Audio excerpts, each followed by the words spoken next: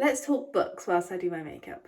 I have been in a big reading slump the past couple of months, to the point where I haven't posted anything. I've had no content because I've just been in a slump. Like, everything book related just vanished. I had so many uni deadlines that I needed to focus on, and as I now go into the summer, I'm working full time. So I've finally kind of got my mojo back, which is really exciting. Once you're in a slump, it is the hardest thing to get out of again, but I finally feel like I am.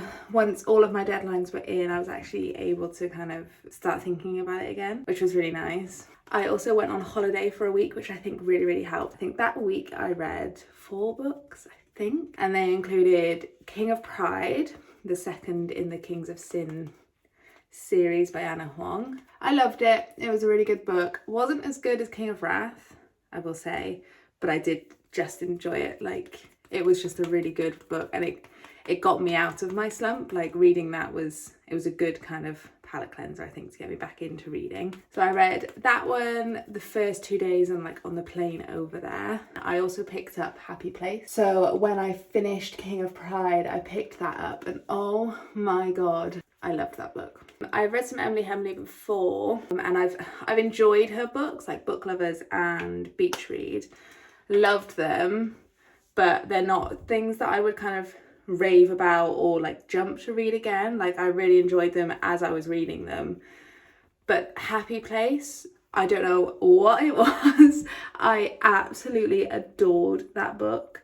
From start to finish, I was just so like in the story, and I loved the friendships and the banter and everything that went along with the main story. Everything that went along with it just complemented it so well. Her writing style as well seems to have not improved but changed, which made it even better compared to like her other books. I could like, I don't know, it was just so much better. So I read Happy Play, adored that. I then read Complicated Us, which is the second in the Complicated series by Florence Williams, who is an indie author. That was released whilst I was away, so I read that. Absolutely loved that. Her writing style as well has definitely improved from the first book, so that was really fun to kind of experience. And in the airport, I also picked up So Close by, I can't even remember her name, the author of the Crossfire series. I didn't DNF it. For me, a DNF is if I get like less than 100 pages in. I've put the effort in. I got about 250 pages in, and I was just reading it and I was just thinking, what is going on? Like, I was so confused.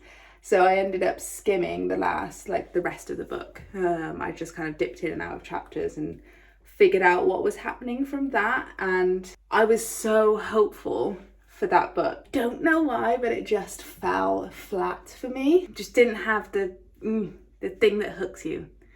It just didn't have it.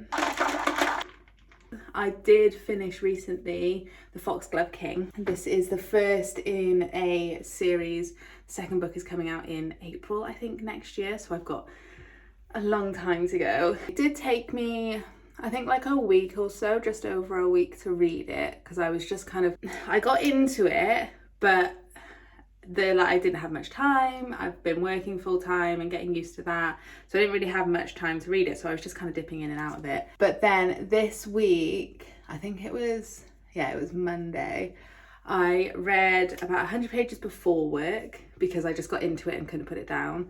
On my lunch break then, I read some more, and then I finished it that night, and oh my god, it was so good. I wasn't expecting to enjoy it as much as I did, purely because I'm just not in the mood for fantasy, but I loved it. So that was the last book that I finished. That was a couple of days ago. Since then, I have picked up the third in the Chestnut Springs series by Elsie Silver. I adored the first 2.